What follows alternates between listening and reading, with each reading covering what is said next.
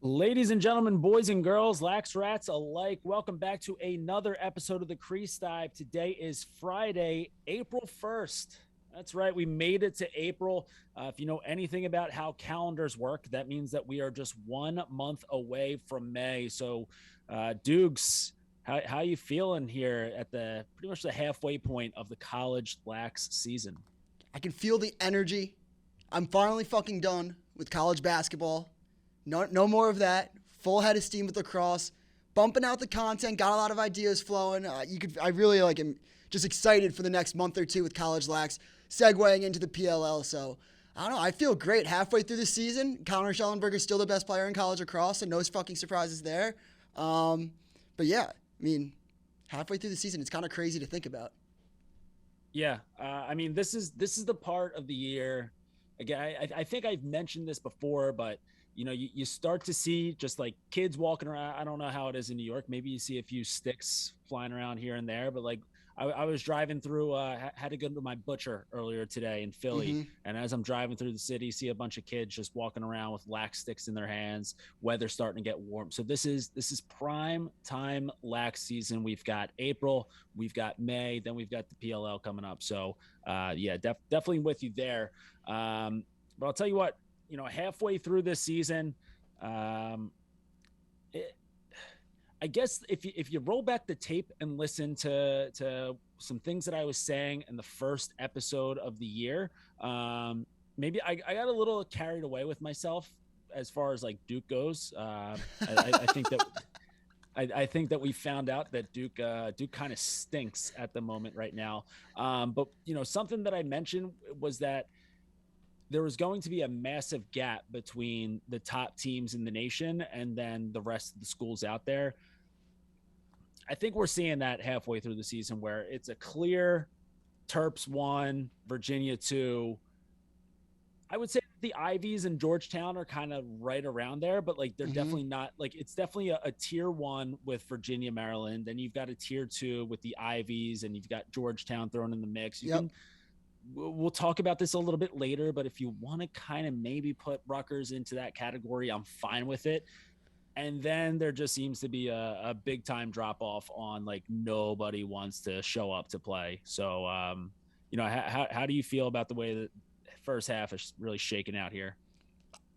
again, again, I'm going to preface this. I'm sorry that I have to compare everything to college basketball, but anyone that watches college basketball or knows even the slightest thing about it knows that last year it was Baylor Gonzaga 1-2 all the way through, and you just knew that they were going to meet in the championship. And there was a big ass drop off between the rest of the teams.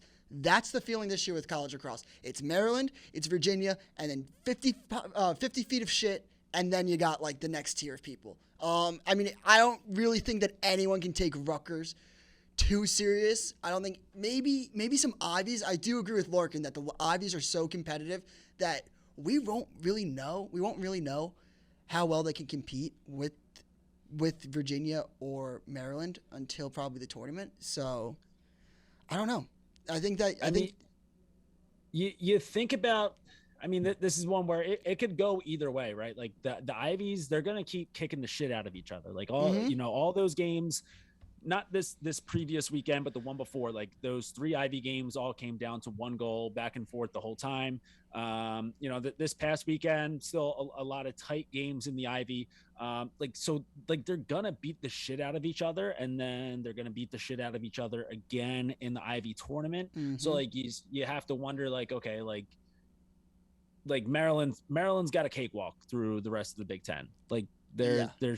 they pretty much have a cakewalk to Memorial Day weekend after what they did to Virginia and RIP Penn State. I don't think Penn State has a program anymore.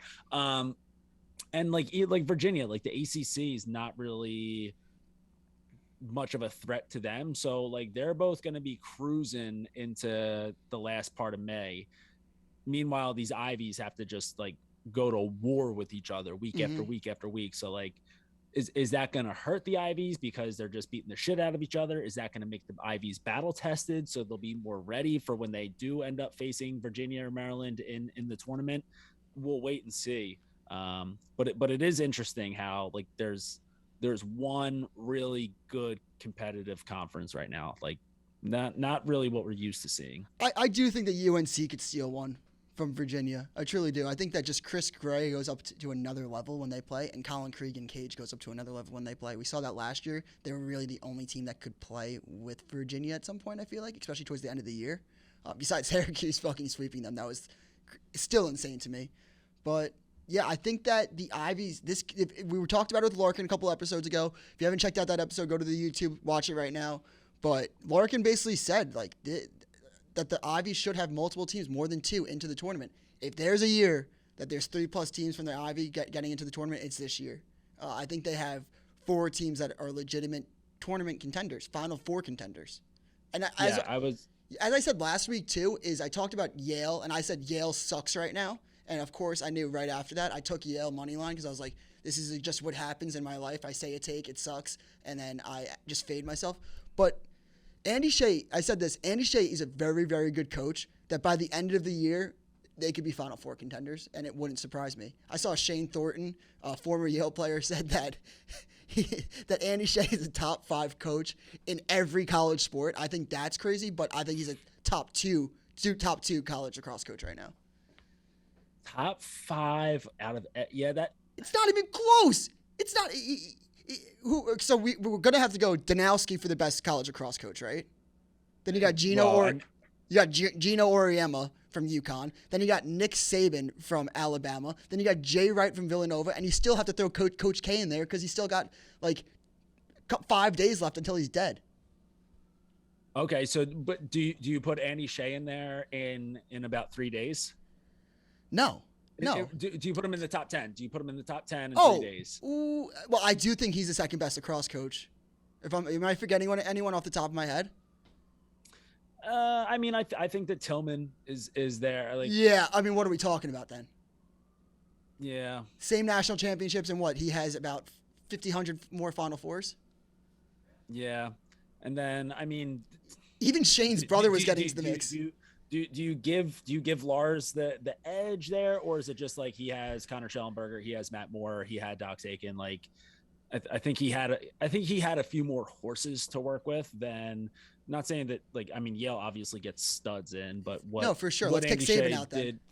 Yeah. Well, I mean, here's the thing though. Like, I mean, you're an Alabama guy. We're just gonna kick Saban out now.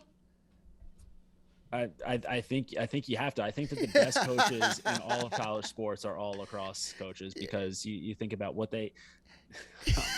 Not a fucking chance. Yeah. I mean, you have to look at Maryland. I mean, they did. I mean, football's just stealing our guys now. Football's just stealing all our guys. Basketball, I mean, it's pretty tough. It's a tough environment out there for a college lacrosse coach. Trying to get a guy to come back for his 5th year, he won't come back because he was trying to get like D2 football. So yeah, it's tough. It's a tough world out there for lacrosse coaches. They've got a difficult job, and luckily there are guys like Joe Tsai out there who are willing to put together just billion-dollar lacrosse facilities to keep people involved. But yeah, I mean, like I think the Ivies, and we saw all 4 of them go up against each other. Well, yeah, I guess the past 2, like those 4 real contender teams. Larkin, I just kind of fast forward through this part. Like Brown is not involved there. I don't see Harvard really involved there, but that group of Penn, Princeton, Yale, Cornell, like those are all teams that can play. And we got a great weekend out of all 4 of those teams again. So, I think, just starting off with the first one, Penn, they finally got, I think their first win where they didn't have to hold their breath until the very final whistle. So they got a 15-11 win at home against Cornell. Big time bounce back game from Birkinshaw between the pipes. Obviously he had a rough go at it in that shootout against Princeton. He got pulled in that game, I think like pretty early into the second half. Either way, a 15 save performance out of him against Cornell. Big Sam Hanley game. So Penn being able to showing a lot, being able to bounce back from a comeback that just fell short against Princeton the week before, and then coming out the next week and getting a pretty solid win over Cornell. Yeah, no, I'm very, very impressed with Penn. I think that I mean, it's changing every week. Said Princeton last week, and then I was like Cornell number 2. I mean, but I was very impressed with what Penn did against what I believe is a very, very good Cornell defense and a very good goaltender for Cornell. So yeah, Handley's the man. Birkinshaw had an excellent game. He still has no swag whatsoever with those ripped, ugly sweatpants. I mean, seriously, does he not know that if he just changed the way he looks in cage, that he'd probably be like a serious contender for like one of the better goalies out there? Listen, the swag itself just holds it back. Before Lax goalie Twitter gets in here being like, oh well, he can look however he wants as long as he stops the ball. Yeah, like shut the fuck up. No, he looks like shit. Like it's okay to admit he looks like shit. And I'm not anti sweatpants. I know that I kind of got a little bit of that. I got that rep last year when I talked take. About where. Well, no. But I said. The Dylan Ward John Galloway game where you have both goalies wearing sweatpants is a little much. I like one goalie in the game to be rocking sweats, but they got to be tucked into the socks. For sure. I was a huge sweatpant guy. You could also get like some people say like don't tuck them in because you get the bagginess to like save the ball. That's fucking bullshit. If you need sweatpants to help you save a ball, you don't deserve to be goalie in my opinion. Could you get luck? Sometimes maybe, but yeah, you got to tuck the socks into the sweatpants. You must. But yeah, you already know that Birkinshaw, he definitely, when he was in like 5th grade trying out goalie for the first time, like no one would hop in cage. He's like, oh yeah, I'm a psychopath. I'll hop in cage. He definitely had the black Cascade, throat guard. Like he didn't have the clear one. He had the black solid, like looked like trash. Maybe even like the 1980s, like some dad that played goalie for like Hopkins in the 90s or 80s. He had like the fucking throat guard that like doesn't even exist anymore. Like the rectangle one. Definitely wore something like that. Just connected to his helmet with a zip tie. Yeah. Maybe he had a hockey helmet or some shit. Like, it's just absolute trash bag. But I mean, as terrible as he looks between the pipes, though, playing phenomenal. And I think that this Penn team, I'll tell you what, I'm very excited. Like, I think that this is a team that should be hosting a tournament game. And if you get a game at Franklin Field in the NCAA tournament in May, I think that that's going to be a really that's going to be a great environment for lacrosse, and I think a tough order for anyone who has to go up against Penn in May. So really like what they're doing. And then Yale, it was only a matter of time before, Matt Brandau he's had a few good games so far this season, but this was a patented, hey, I'm the best player in this league, and let me put up a quick 5-3 against Princeton. So 14-12 win for Yale over Princeton. Dude, this kid in net, this Jared Paquette, speaking about a guy who racks up some saves. I think that this is like his 4th game where he's had at least 15 stops. Yeah, he's very legit, and it's kind of crazy to think that they have someone that won a national championship backing him up. Jack Starr. That's actually insane. I didn't even realize that he would still be in school. That seems like forever. Because he like the COVID year fucks everything up, and especially when you put together the 2 seasons that he basically missed. He was the starter when they last played, and he's probably like a 5th-year senior right now. It's just ridiculous. Well, because he was a freshman that year, right? No, he was a freshman. Yeah, he won as a freshman. And then he came back, and I feel like there was a goalie controversy. Yeah, there was a goalie controversy. I mean, he's also one of those cats that, like, I don't know if he truly needs lacrosse. I think that he, like, I remember hearing, like, he loves movies. He wants to, like, direct. Like, he's very into that stuff. So, like, maybe he's just, like, it's my senior year. I just want to, like, go out with my friends, play one more season. But, yeah, it is just crazy to think about. Yeah, well... Or that's maybe talking. Just this, or maybe this Paquette kid just keeps. Kind of hard to get him out of the net when he's got 16, 17, 18, 19 saves a game. I mean, you see this shit all the time nowadays. Like, you even saw last year when Rode won. It happens at UNC pretty much every year. Oh, yeah, I mean, you even saw last year. Do you remember? I don't even like. This is just such a little story, but like, Rode won the national championship with Virginia, and then.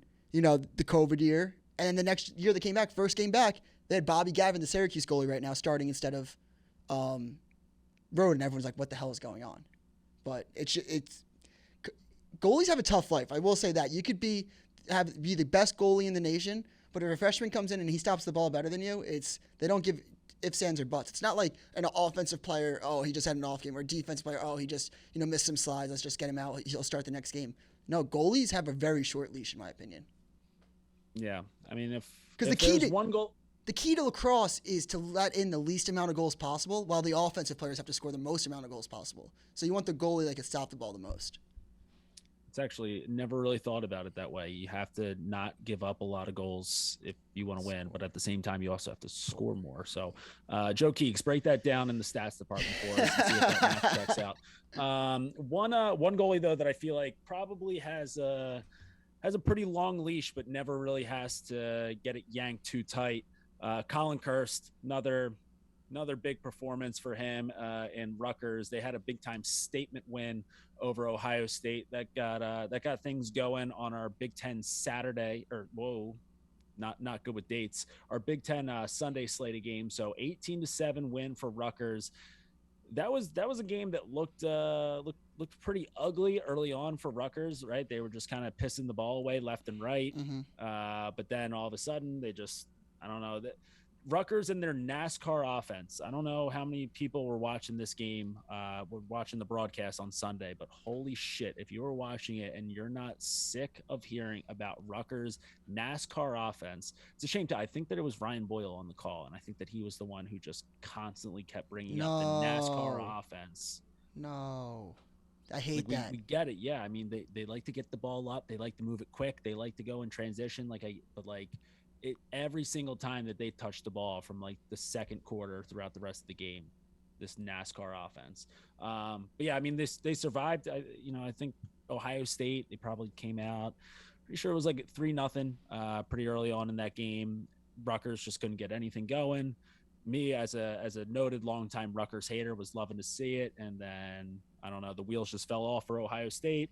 Ross Scott put up 4 goals in the game, and Rutgers just a big time shit pumping over the Buckeyes. Yeah, I was kind of shocked by this score, to be honest. It never really seemed not like there were. So obviously there were 2 18-7 finals on Sunday in the Big Ten. So you had Rutgers 18-7 over Ohio State, and then you had Maryland 18-7 over Penn State. The Maryland Penn State game looked, felt, smelled everything it could like a complete shit pumping, a full-blown massacre. It was an embarrassment of all times for Penn State. The Rutgers 18-7 win over Ohio State never felt like that much of a domination. Like, it got out of hand at some point, but the score, I know what you're saying. I mean, it was a domination, but it didn't feel like holy fuck, like they blew them out. Yeah, I mean, it's also kind of the Virginia, if you want to segue into this, I guess, but like the Virginia Notre Dame game. It was 12-8 on the final score, but it was a shit kicking. I mean, even like Entenmann didn't necessarily play bad at all, and neither did the defense. It was just Virginia was on another. They are just on another level. And Notre Dame had 3 goals, I think 4 goals maybe in the final, like 130. So I mean, sometimes that's just how the scoreboard shakes out. The offense there couldn't get anything going in the front. It was like 6-1 at one point, heading into the end of the first half. They might have got like one more goal before halftime. I forget. Yeah, it was like 6-2, 6-3. But yeah, I mean, that Notre Dame offense, it's going to take a little while for them to get it going. I think. I honestly don't. I truly don't believe it's the offense. I think the offense is fine. I mean, you're also going up against a Virginia defense that is legit. I mean, people forget how lengthy and athletic these defenders are for Virginia. I mean, they're my favorite defensive unit to watch in the past 2 years, especially that Final Four, that championship run. But I mean, again, we say it all the time. I don't trust Notre Dame's face-offs. I mean, they're pretty good at winning. You know, like LaSalle will win the clamp, and then they get the they technically win the face-off. You know what I'm saying? Like, yeah, but you're not getting like a jump out of that. Like, yeah, you're getting the stat that you won, but you're not getting any advantage over winning that. I don't know, but like, I don't know. You look at their scores. All right, so let's take Detroit Mercy out of the equation because No offense, Detroit Mercy, but you guys don't count for anything. So they lose to Georgetown 16-11. So they put up 11 against Georgetown in a loss. They put up 9 against Maryland in a loss. They put up 11 against Ohio State in a loss. They put up 12 against Michigan in a win, but we all know that Michigan are frauds. And then they put up 8 against Virginia in a loss, where a lot of those goals came towards the end of the game.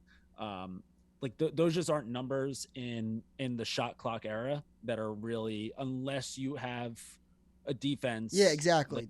Dame is typically known for having, that you can win with. I just think that some of the offenses that if they want to do anything this year where they're going to have to beat a Virginia or a Maryland, I don't think that they have the defense to keep those offenses down to a number where their offense can then, to go back to your point about. No, I agree. Playing lacrosse and winning games, scoring more and getting scored on less. I don't think that equation works out in their favor with those numbers. Could I be a homer? For sure. But I also think that the defense isn't what it used to be at all. I mean, you lost a lot, especially with like the portal. They had the fifth years come in. But I don't know. I just feel like with the Notre Dame philosophy, if you get to double digits, you should win the game. That's kind of how, that's how I at least look at lacrosse. Is like that's how I learned it, was if your offense scores 10 or more goals, you should win the lacrosse game. Yeah, maybe like, a little less. I come from like school of defense. Right, but a little less now in the shot clock era, where teams are just looking to go. But I get that, and I do think that should be how a Notre Dame team operates. Yeah, they're mostly known for that defense. But you would just like to see. I mean, I think I read they were like 1 for 20 on their first 20 shots of the game in the first half. Like that's. Like some of those have to drop eventually. Like you might be getting a little unlucky, but I don't know. Those are just numbers where it's like, all right, maybe something's not working here. Maybe we're not getting the looks that we should be getting. I'll say it too. I mean, I am fucking disappointed in the Notre Dame midfield. I thought that they'd be one of the better units this spring, but they've been ultimately disappointing. I thought Dobson would have a better year. McCann, Jacoboys, I talked so highly of last year. I feel like he's been non-existent in all the games that I've watched. So, I mean, which is a shame because it's always fun to hear his name get Jacoboys. Yeah, like you can just hear swaggy number, lefty, like used to play attack, plays up to midfield. I mean, it's just not a good time to be a Notre Dame guy right now. So this is when you fall back onto Virginia, because I'm a Virginia guy too. There you go. You're playing both sides. You can never lose there. Well, so I mean they've got Cuse coming up next for them. Obviously we'll talk about that game in our weekend preview. But Cuse they get a good win at home against Duke. And that Tucker Dordevic goal, Mama Mia, Daddy likey. Little fast break going down the other way for the Orange. Pole hits the skip right down to Tucker Dordevic, and really just one of the most I would say unnecessary filthy goals ever to be scored. Like he kind of, if you watch the highlight again, like he has to reach up to make that catch, and I think he does end up grabbing it in just one hand, but he had plenty of time, plenty of space to be able to bring that ball down in his left hand and just fire off a regular shot there to finish. Instead, little 360, no look, between the legs, underhand in the back of the net, turn and rake. Like just such a sick goal. And to think about, the time that goal happened too, right? So, Brendan O'Neill with the ball in his stick the other way. Cuse was up 11-10. Brendan, it's been a tough year for Duke so far, but anytime Brendan O'Neill has the ball in a stick, that there's the possibility that he's going to score. Could have tied the game up right then and there, like with 9 minutes left in the fourth quarter. Instead, he gets hit, drops the ball, goes down the other way, and Dordevic scores that. So big time dagger. Duke didn't get a chance to score the rest of the game. So what do you think that there's reason to be violently concerned right now if you were a Duke fan? Honestly, I'm just looking like I can't wait till we just chew up. Like I'm actually not gonna say anything for the first time in my life. I'm not saying anything because dude, I know they're gonna win the national championship, and I know it. Like it's just so fucking. I'm gonna shit on them, and it's like if I shit on them, they win the national championship. If I say they're gonna win the national championship, they won't win a game the rest of the year. So I'm just staying quiet. I'm gonna let it unfold, but I would not be surprised if they just went on one of those fucking Duke-esque runs. And like people are like, well, like I saw someone tweet at me, well, since 2016 they've won blah blah blah in February and then blah blah blah like in the tournament. Well, yeah, in 2014 they were like 1-5 it felt like, and then they went all the way through and won the championship. So I don't want to hear any of that. Yeah, I mean, just a strictly an ACC schedule for them on the way out. I think you pick up a couple wins there, you get yourself hot going into the tournament. I could easily see Duke being maybe like just a goal away from a Final Four appearance. I don't think it's quite as bad as it looks, but it looks pretty bad though so far. I mean, hot take? 8-4 at this point. Yeah, go ahead. Well, not hot take. This is not hot. I don't know why I interrupted like that, but it's not hot at all. You know, I have a feeling now that the people that are going to spoil us from a Maryland-Virginia national championship, Duke plays Maryland in like the quarterfinals. And then Maryland's sleeping because they play that sleepy Big Ten schedule. And I hate to even say sleepy, but it's a sleepy Big Ten schedule. And they're going to sleep on Duke. Duke's going to be rolling. We'll come back to this podcast clip when Duke's in the Final Four, and we're like, this is nothing that we were talking about. We thought we had lacrosse figured out all the way out in April. And we're like, well, how did Duke not make the Final Four? Look at that roster. Especially in May, too. Weather's warm, right? That ball's going to be flying around. Uh-oh. Watch out. But no, I hate watching Duke play though. Well, I love the chaos right now. But like as of right now, I would not want to see Duke playing in the Final Four just because they're way too frustrating for my liking. Any other games from this past week that stood out to you? I mean, we could do our new segment. New segment alert. All right, we're going to do a new segment. That's talking. We're going to say 3 games, and we're going to say a little talking point about that game. So let's go with, want to do Harvard-Dartmouth first? Let's talk about all right, so Harvard-Dartmouth, 19-10. Sam King, freshman for Harvard, really good. 9 points, 6 goals, 3 assists.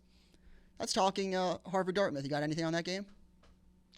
No, I think you covered it all. That was fantastic. Great breakdown. That freshman class is legit for Harvard. Legit. I want to talk about probably the biggest game of the weekend and one of the tightest. I want to talk about Umass Lowell taking on NJIT.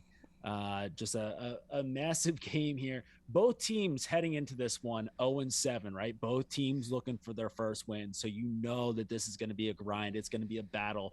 And Dominic Giacello, everybody's favorite attack. I think he's an attackman.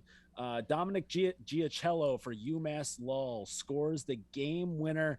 Which, Umass Lowell, they went on a nice little 4-goal run in the fourth quarter. He gets the 8th goal of the game. Umass Lowell wins that game 8-7, and they advance to 1-7 on the year. So they catch that first dub. Really excited for, I believe that they are the Riverhawks. And that's talking NJIT lacrosse. Oh, and that's talking NJIT. All right, so let's go last game that we're going to talk about. Mercer, Utah. Mercer Hive, where are you at?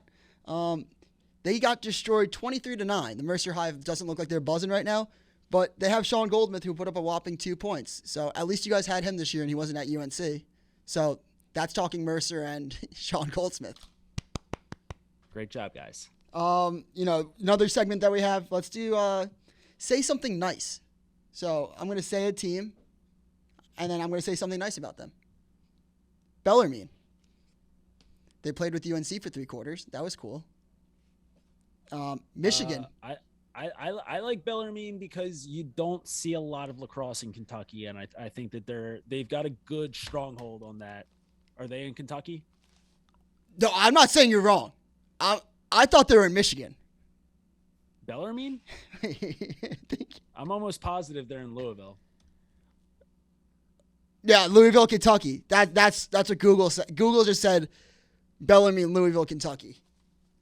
Yeah, so I like that they do a good job of representing lacrosse in Kentucky. We're growing the game. I like that they played with UNC for a little bit and they had to interrupt my day, and I was like, do I really have to pay attention to this fucking game right now? Michigan. I'll say something nice about Michigan. They were undefeated at some point. Yeah, I guess you could call that. Technically speaking, yes, they were. I'll say something nice about Michigan. Kyle Jackson, Michigan alum, so he was released, I guess, in quotation marks, cut from the Halifax Thunderbirds from their active roster, and he just signed on to play with the Philadelphia Wings. He had a goal in his Wings debut this past week. And Kyle Jackson will be a big part of the Philadelphia Wings, their playoff push here in the NLL. So Michigan, he's a Michigan product. So thank you for Kyle Jackson. Yeah, I mean, that sounds awesome. And then I'm going to finish up my third team with Manhattan. They lost a heartbreaker 15-9 against the Bonnie St. Bonaventure. Something nice about Manhattan, they gave Duke a scare that one time in like the first game of the year. That was cool. I really thought that was going to be the upset. So I fell for that once, but that's saying something nice about Manhattan. All right, you really put me on the spot here. I don't know much about Manhattan. I do like the Jaspers. I like the name the Jaspers. That's saying something nice. Yeah, so they did a really good job of picking a mascot. Yeah, I agree. Great job, Manhattan. You got any teams you want to say, or are we finishing that up? I think we're all. Oh, you know what? I do want to say one nice thing about Bucknell. Okay. So Bucknell, they were a team who I really just despised their uniforms over the past few years as they switched over to Adidas. Like the uniforms were just way too skin tight. They looked terrible. They're still with Adidas, but I don't know, maybe if it's just because Bucknell has been playing some really good ball so far this year that they look a little bit better. Like everyone looks better when you win. But I do think that the uniform department, so shout out to the equipment squad there at Bucknell. I do think that they look a lot better, just as far as aesthetically speaking goes, but also on the lacrosse field, they've been playing some good ball. So that's something nice about the Bison. I'll say something nice about Bucknell. A Garden City kid had a point against Colgate, so that's cool. That's saying something nice about Bucknell. They're really good at recruiting. The coach loves Garden City kids and breeds really good lacrosse players, so that's really nice. That's really cool. All right. The next segment this might be my favorite one. Mid-major high performance. All right, we're gonna name it either every week. Mid-major team that had a high performance or a mid-major player that had a high performance. Jordie, you want to kick it off? Now, real quick, just for clarification here. So when we're talking mid-majors in lacrosse, like we're talking just anybody outside of the ACC, Big Ten, and Ivy, right? Yeah, for the most part. Everyone else falls into. Unless you get mad at it. Like if you're like Navy, like you don't think Navy guys that play like Navy or Army are like, we're not mid majors, we're part of them. No, I'm not gonna go there, but like they would get Pat Lax is like bored, like that's for sure. There's just gonna be teams that get a little fucking pissed off. They're like, we're not mid majors. I got recruited to Hopkins and I actually chose to go to Colgate. Yeah. I can't put like Lafayette in the same category as but either way, my mid major guy. And this is a guy who's been on fire all season long. Zach Cole from St. Joe's, right in the backyard here in Philly. He went 21 for 21 in faceoffs in the Hawks in their win over Wagner this past weekend. And I'm pretty sure if I saw correctly, I haven't checked out the full list right now. I should probably bring that up right now. But I'm pretty sure that he's currently the Inside Lacrosse's mid-season All-American. I think that they have him first team face-off specialist. They don't like to be called Fogos anymore. You can't say that in 2022, but the first team All-American face-off specialist. So Zach Cole, big year for the Hawks so far.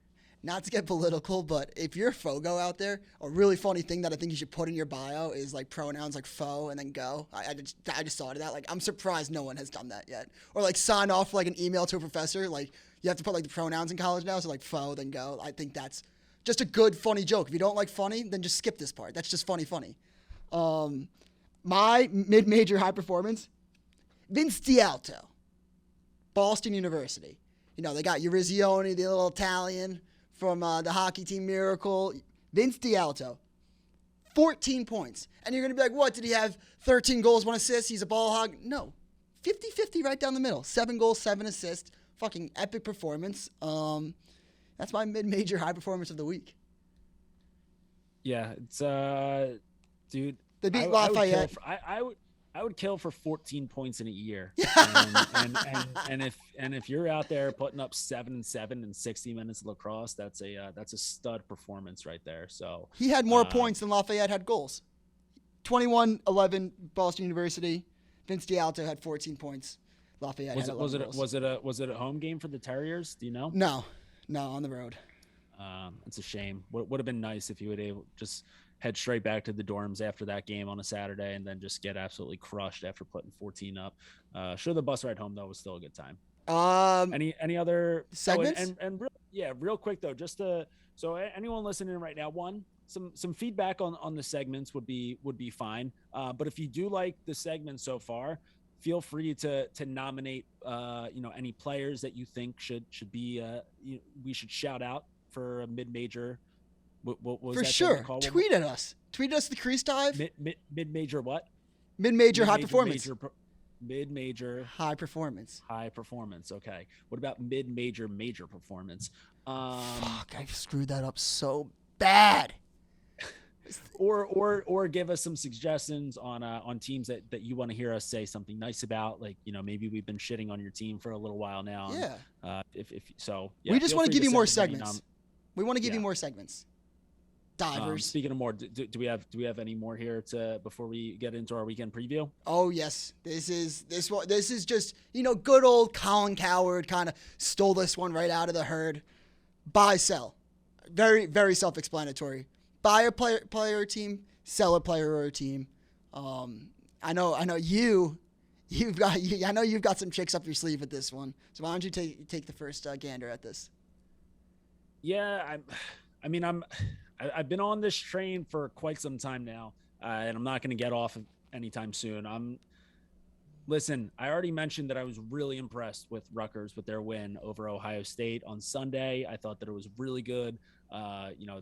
They were able to get some things figured out after a bunch of turnovers early. They dug themselves out of a little 3-0 hole and ended up putting a little beat down on Ohio State. But I'm still they're in there in the top 10 in the rankings, but I still am just going to sell Rutgers until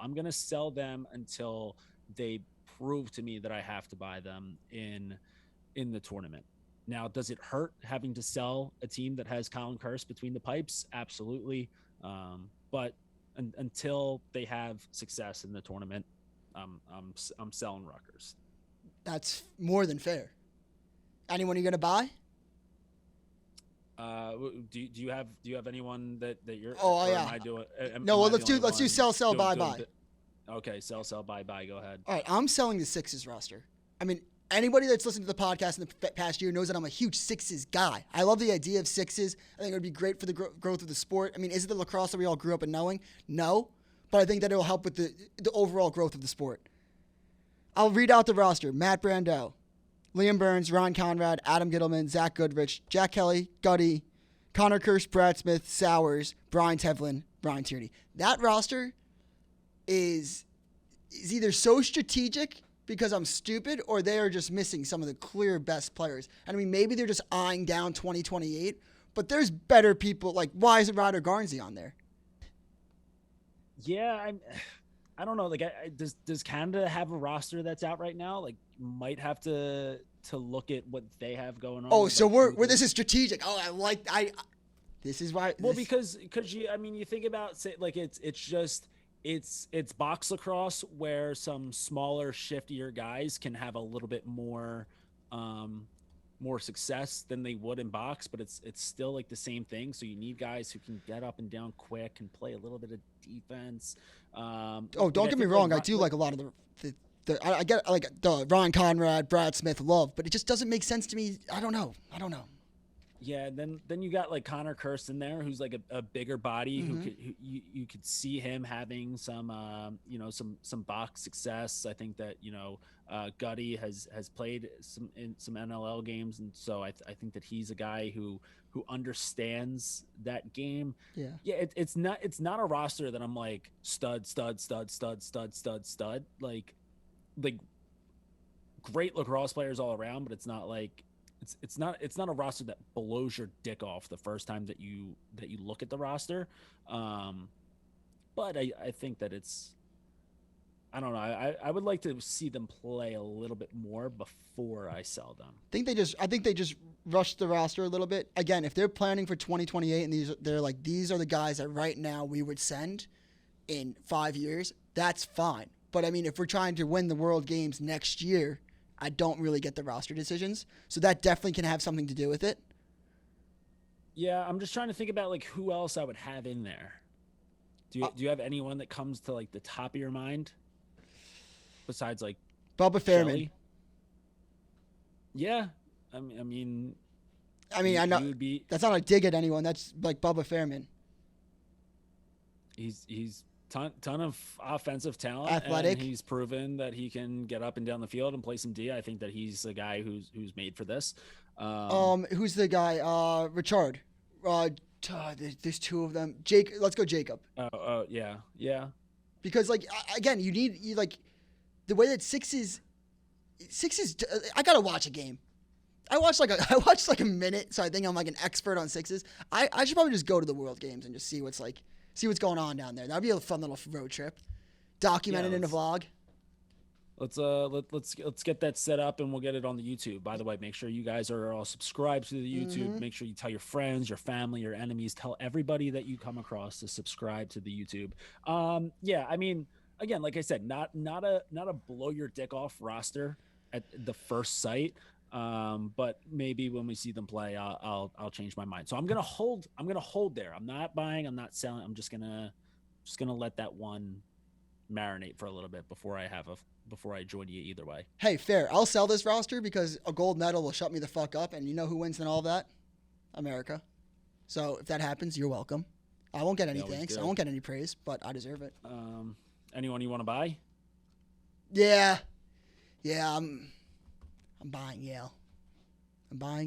I think that might be too early of a purchase, but again, with my methodology, I think that they are ahead of schedule because I think towards the end of the year we're going to be talking about them in a legitimate way at the top of the Ivies. Last week I was saying I don't think they're that good. Kind of shut me up with their win against Princeton. I think they might be ahead of schedule. I think the young guys are coming into their own. Brandau's obviously Brandau. He'll do his. I think they're figuring it out, and I'm going to buy them. That was a pretty quick turnaround between a good team that's playing like shit and now. Yeah, I mean they buy. You know what will shut you up is a win against Princeton, and not like just a win, a very very good win. Like it wasn't like a one goal overtime thriller. I think that it shows tremendous growth out of you that you had a take, didn't quite pan out the way that you initially saw it, and now you're willing to admit and make some changes. I think that there are lesser podcasters out there who would commit to the take and just say that Yale sucks the entire way through. Probably the same way that I'll be until Rutgers shuts me up. Well, then the good people, please apologize to me about Maryland. I still get fucking Maryland hate, and people are like, "Oh, ND by 5 and shit." Like, I admitted that I was wrong, and then I said that they would be really good this year a year ago. I was ahead of schedule. Assholes. Doogs is a man of integrity, and it's blasphemous to say otherwise. Thank you. Well, speaking of Maryland guys, I'm gonna buy Jared Bernhardt stock in the NFL. So he had his pro day earlier this week. Also, shout out Nakai Montgomery. Also had a pro day with Duke. Ran a 4.46 40. But Jared Bernhardt working out as a quarterback, a receiver, and also doing some DN drills. So listen, if you're an NFL coach, if you're an NFL GM, if you're in charge of making decisions of an NFL organization, and you watch those clips of Jared Bernhardt being the best athlete available and you don't take him, you are a moron and you belong in jail. So the love of God, will somebody please draft Jared Bernhardt, who isn't Bill Belichick? Somebody draft Jared Bernhardt on April 28th. We're talking first round here, boys. I mean, I don't see why not. I mean, it is the memes that are going to come out with Bill Belichick and like lacrosse Twitter. Honestly, for the game of lacrosse, for just the sake of the memes and just like lacrosse Twitter being so fucking annoying, Bill, please do not draft Jared Bernhardt. It would be so annoying. Do you not think so?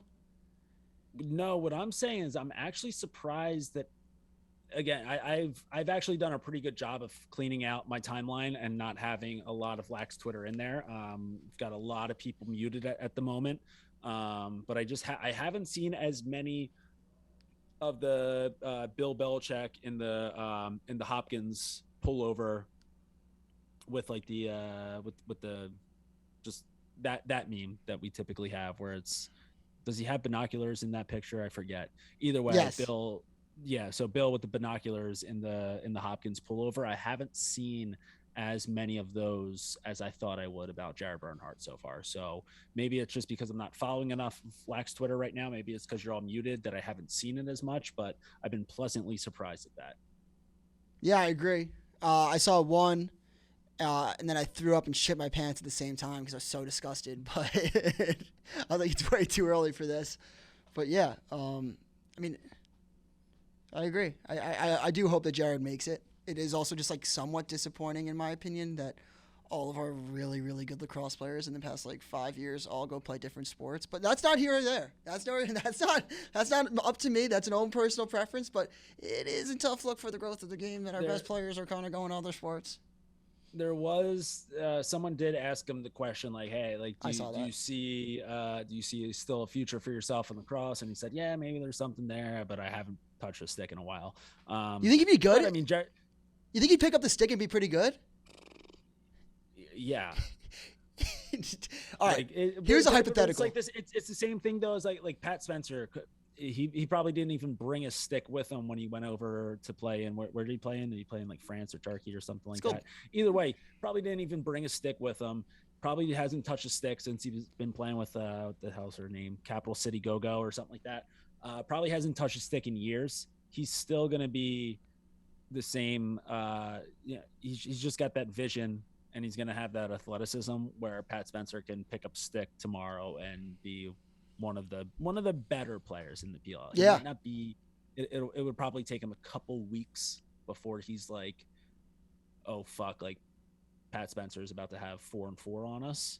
But you know what it is too is that the stick skills and maybe the IQ and shit. He'd have to adjust to the PLL rules and like a little bit probably. Wouldn't affect him too much. But I mean, it's not like he's sitting at home on his ass and doing an investment banking job, doing Uber Eats at night and like going out on the weekends. He's a professional basketball player, so he's in shape. Yeah. But yeah, I do wonder if Bernhardt picked up a stick right now. How many, like, I'm saying like clean off the streets. Like, hey, here's the stick. We need you to suit up for Maryland. How many points does he have? So if he plays for like this weekend against doesn't touch the ball, picks up the stick, goes into the game. Well, I think Maryland has Michigan this weekend, so that'd be a pretty easy one for him to get into. So I think he'd have 2 and 4. Yeah, no, I think he'd have 10. All right, you want to go into the games this weekend? Yeah. Speaking of Maryland, Michigan, but yeah, so that brings us right into our weekend preview. Some, a pretty good slate of games to look forward to this weekend. Maybe not quite as deep of a weekend as we've seen in the last few weeks. Things do get started though for us. Later on this afternoon, we have happy hour lax, Friday night happy hour lax, 5 p.m. Pretty sure this is an ESPNU game. We've got Penn State at Ohio State. Listen, Penn State right now, it's a complete abomination. It is one of the most embarrassing performances in college lacrosse that it's pathetic. And yes, are they missing some starters? Sure. Do they have injury trouble? Yes. But like, I don't know, a program like Penn State, they shouldn't be nearly as shit as they are right now. They have a chance for at least a little bit of redemption as they travel to Ohio State for Friday night. At the very least, just give us a good Friday night game to enjoy, right? It's 5 p.m., weekend's getting started. Don't have this one be a blowout by the time the second quarter rolls around. Who I mean, obviously, I'd imagine you like Ohio State in this one, but do you think that Penn State has a chance to at least have a respectable game? For sure. For sure. I mean, what is, like, really, like we said, there's such a pile of shit to the next tier, to like tier 2 or tier 3. That why can't they give Ohio State a game? I mean, when did Ohio State turn into Maryland or something? I mean, you just got embarrassed by Maryland. You got to come out with some juice. I mean, if you don't come out with some juice, then you're not meant to play this game, right? Like, I mean, if they don't come out with juice, this team is so far beyond dead, like that it. Fuck it. I'm taking Penn State money line in the over. All right, that's what we needed. We just needed to we needed to Doogs let this one marinate on his brain for a little bit before he did something. No, I think that they get shit pumped again. I'm so down on Penn State. They looked so bad against Maryland. Like anybody does. But yeah, everybody does. But they just look like so underprepared. Like anytime Maryland had them hung up at X, they had no idea what to do. It was like one cut and it was in the back of the net. Like it was a pitiful performance. I think that coaching right now is suspect in Happy Valley. So I love Ohio State to just shit pump them. Saturday slate of games. You really don't like the Tambroni thing. You are really like on the Tambroni hot seat thing. I do. I don't think it's been 12 years. I don't think that people realize how long he's been there. 12 years. Like this isn't a guy who's been there for like 6 years and like he's finally got a program built. He's had 12 years to build a program at Penn State. It should be so easy. There should not be any such thing as a down year at Penn State, regardless of injury trouble. And what they did against Maryland was downright atrocious, pitiful. I'll stick up for Penn State here, which nobody should ever do because of Joe. No, I'm kidding. But no, I mean, you had the 2019 year where they had basically defense was non-existent.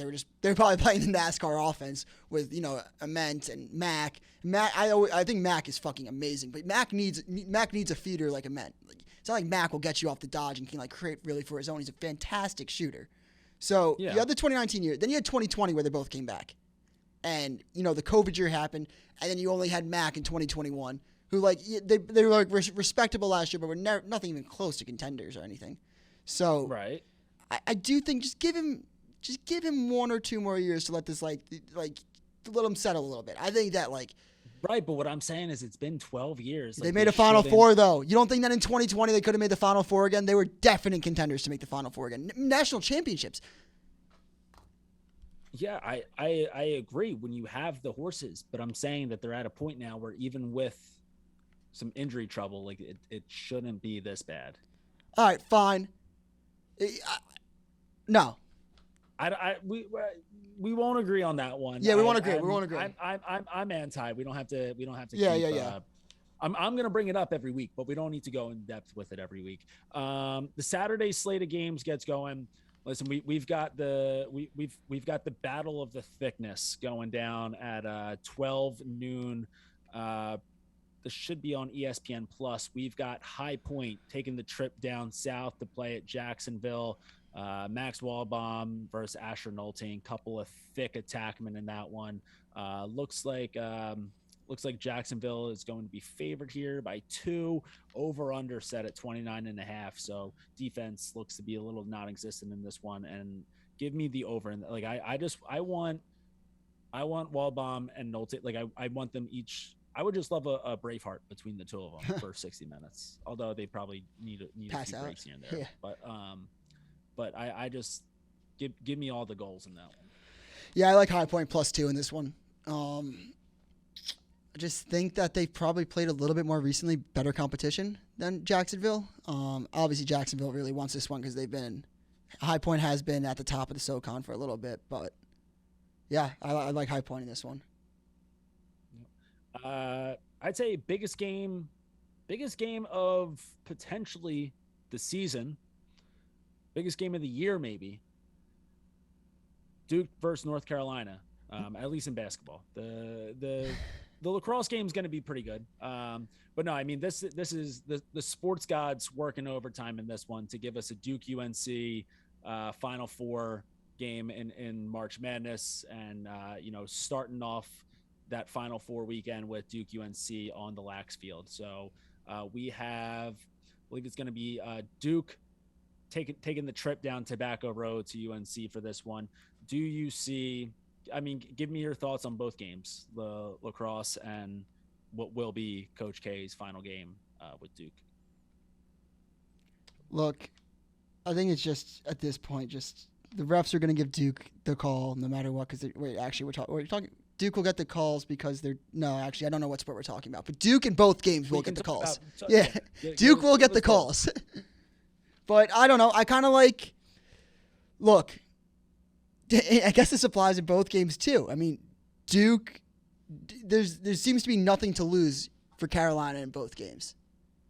Duke is kind of like, this was kind of the year for Duke with Coach K. This was kind of the year with Duke because of the recruiting classes that they've built up. With Brennan O'Neill coming into his second year, you had McAdory, 2 back-to-back, like top 2 recruits. So I'll take Carolina in both. Give me Carolina sweep. I think that